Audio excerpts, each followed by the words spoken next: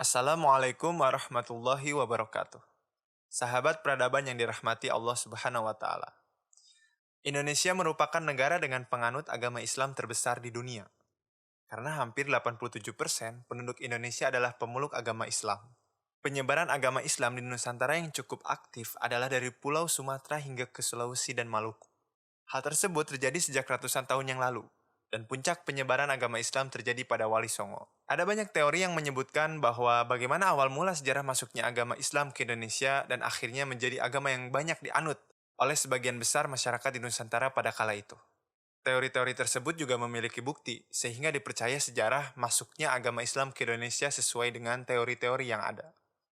Sebelum dilanjutkan, sahabat dapat membantu dengan klik tombol subscribe dan aktifkan lonceng agar mendapatkan informasi terbaru dari media peradaban Islam.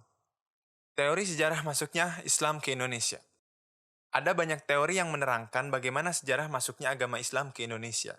Dari teori tersebut, kebanyakan menggambarkan Islam masuk pada masa awal-awal Hijriah atau sekitar tahun 700 Masehi. Pada masa kekhilafahan Islam di tanah Arab. Kekhilafahan tersebut mengutus utusannya untuk datang ke Nusantara dan menyebarkan agama Islam di Nusantara. Hal ini dibuktikan dengan adanya kampung Arab atau pemukiman Arab di pesisir barat pantai Sumatera yang banyak dijumpai oleh para pedagang pada masa itu. Dengan adanya pemukiman Arab inilah, diyakini menjadi salah satu teori awal mula masuknya Islam di Indonesia. Namun ada juga beberapa teori lain yang misalnya teori dari India, teori Arab, teori Persia, dan teori Cina. Masuknya agama Islam di Indonesia memiliki banyak teori. Kita berikan beberapa penjelasan teori masuknya agama Islam ke Nusantara. Teori pertama, teori India atau Gujarat. Teori ini dicetuskan oleh G.W.J. Drews dan dikembangkan oleh Snook Huronia dan kawan-kawannya.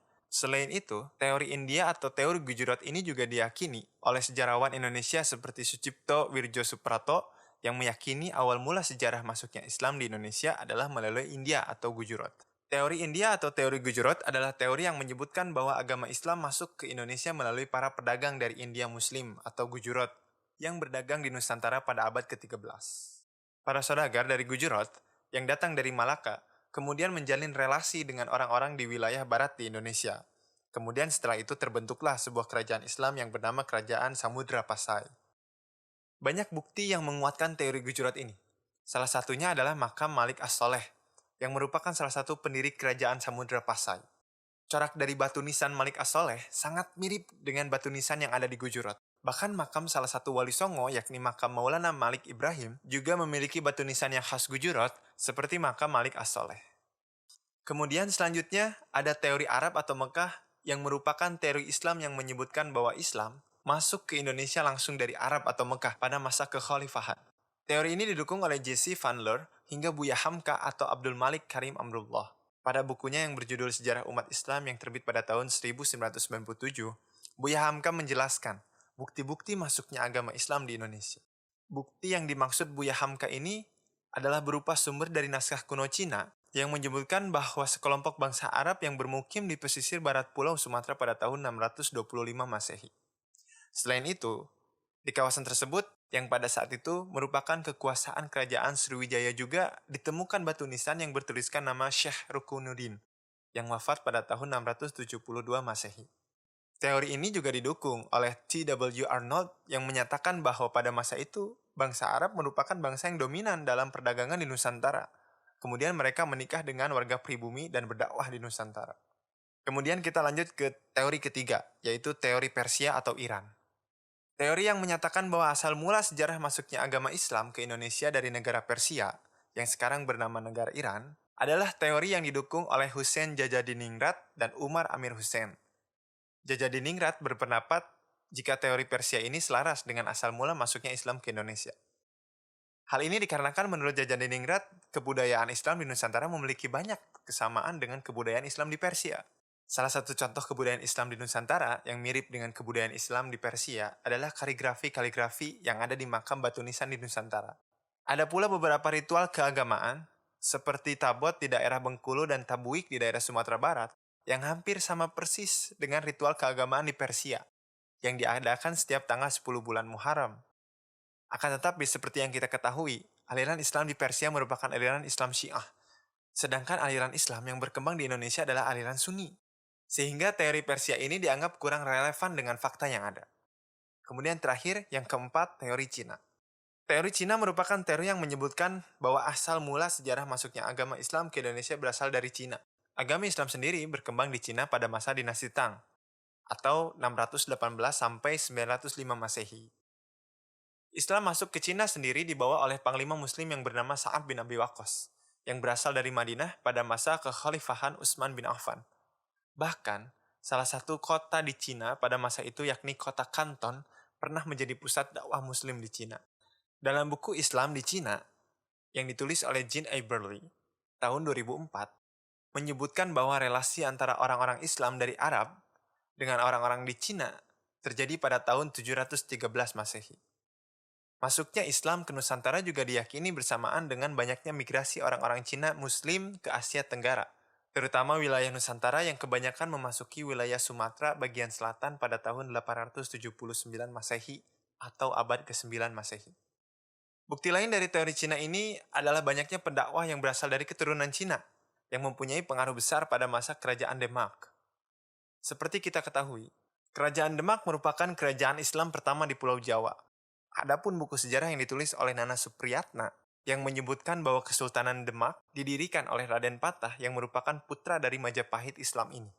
Banyak yang meyakini bahwa Islam masuk ke Indonesia pada tahun 700 Masehi atau pada abad ke-7. Hal ini dikarenakan dari catatan Cina kuno menerangkan bahwa pada masa itu terdapat perkampungan Arab atau pemukiman Arab di daerah pesisir barat Pulau Sumatera hingga ke sekitar Selat Malaka. Selain dengan berdagang, ada juga penyebar agama Islam yang murni memang berniat menyebarkan agama Islam dengan cara berdakwah. Salah satu contoh penyebaran agama Islam di Nusantara yang sangat terkenal adalah para wali songo. Para wali songo tidak hanya menyebar agama Islam dengan cara mendakwah, namun juga mengajarkan agama Islam dengan cara mendekati masyarakat pribumi dan berbaur serta mengikuti adat istiadat dan kehidupan sosial budaya di Nusantara. Di Kalimantan, Islam masuk pada abad ke-18. Hal ini terbukti dengan ditemukannya makam Islam kuno dengan batu nisannya. Sedangkan di wilayah timur Indonesia, Islam masuk melalui Sulawesi yang pada masa itu merupakan salah satu daerah yang memiliki kerajaan Islam dan tempatnya pun strategis untuk jalur perdagangan di wilayah timur Indonesia. Begitu banyak sejarah mengenai agama Islam, membuat umat di dalamnya memiliki perbedaan masing-masing yang membuat adanya dinamika. Dan hal ini dibahas dalam buku Dinamika Sejarah Umat Islam Indonesia oleh Kunto Wijoyo. Selain teori-teori di atas yang sudah disebutkan tadi, selain dengan berdagang, ada juga penyebaran agama Islam yang murni memang berniat menyebarkan agama Islam dengan cara berdakwah. Kemudian, ada beberapa catatan tentang sejarah masuknya Islam ke Indonesia juga. Banyak catatan-catatan yang menyebutkan bagaimana awal mula Islam masuk ke Indonesia. Kemudian siapa yang membawanya? Bagaimana pengaruhnya terhadap masyarakat di Nusantara dan lainnya. Bahkan catatan Islam masuk ke Indonesia terdiri dari berbagai teori yang masing-masing teori juga menyimpulkan bukti serta pendapatnya. Misalnya saja catatan dari Cina yang menyebutkan Islam masuk ke Indonesia pada abad ke-7 atau 700 Masehi, di mana pada masa itu merupakan masa perdagangan antar negeri, dan jalur Nusantara ini juga merupakan jalur yang strategis untuk pelayaran perdagangan pada masa itu. Pulau Sumatera juga menjadi wilayah di Nusantara yang menerima penyebaran agama Islam terlebih dahulu dibandingkan dengan pulau lainnya atau daerah lainnya. Pulau Sumatera menjadi daerah yang pertama mendapat penyebaran agama Islam dikarenakan posisi Pulau Sumatera yang dekat dengan Selat Malaka, yang pada masa itu merupakan pusat bisnis atau pusat perdagangan. Di Selat Malaka ini, banyak terdapat pedagang dari seluruh penjuru negeri, dan salah satunya adalah pedagang yang berasal dari Timur Tengah seperti Arab dan Persia. Pedagang dari Timur Tengah tidak hanya berdagang, namun juga biasanya sambil menyebarkan agama Islam di Nusantara. Berdasarkan buku Islam dari Arus Sejarah Indonesia, dijelaskan mengenai asal sejarah bagaimana berkembangnya Islam di Indonesia, serta peran penting dari penyimpul bangsa yang ada. Selain itu, terdapat juga pembahasan mengenai proses awal Islamisasi yang berkaitan dengan perdagangan dan juga pembentukan kerajaan. Kemudian catatan selanjutnya tentang arsitektur yang perlu kita perhatikan. Pengaruh arsitektur Islam sangat banyak di Indonesia. Bahkan hampir sebagian besar bangunan yang ada di Indonesia mendapat pengaruh arsitektur dari Islam. Misalnya saja, arsitektur rumah adat Betawi, yang mana memiliki ciri khas teras lebar dan memiliki balai yang luas. Balai yang luas dan teras yang lebar biasanya difungsikan untuk tempat berkumpul seperti untuk mengaji, berdakwah, berceramah, dan lainnya yang berhubungan dengan ajaran umat Islam. Balai yang luas serta teras yang luas juga menjadi ciri khas peninggalan peradaban Islam di Indonesia pada masa itu.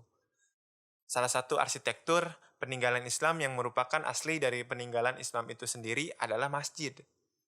Masjid merupakan tempat yang digunakan untuk beribadah oleh umat muslim.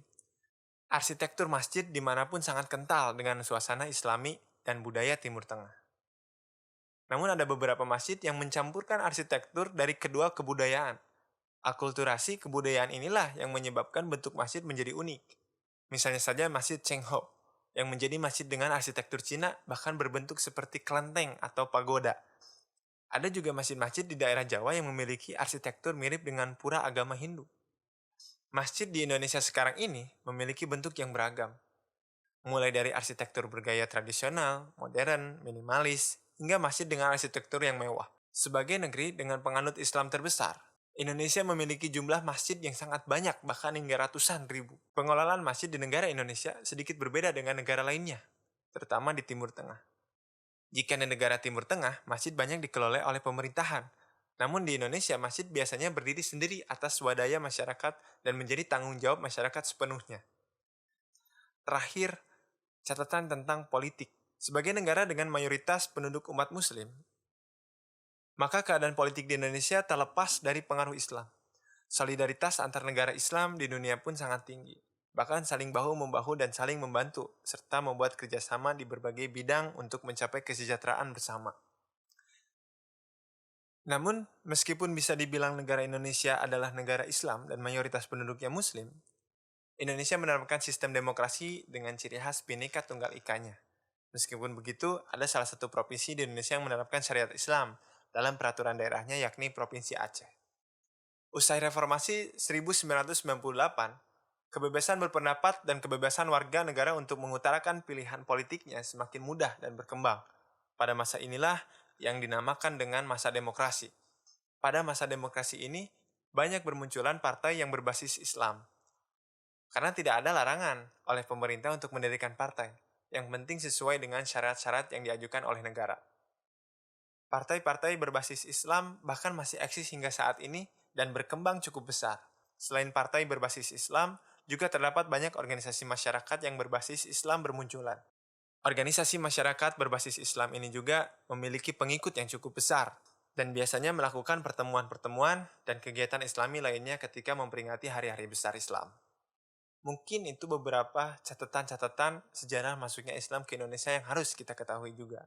Sahabat peradaban, sampai di sini kisah yang dapat kami bagikan tentang sejarah masuknya Islam di Indonesia. Semoga dapat menginspirasi dan mohon maaf bila ada kesalahan.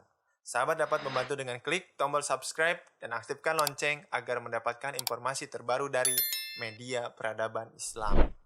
Wassalamualaikum warahmatullahi wabarakatuh.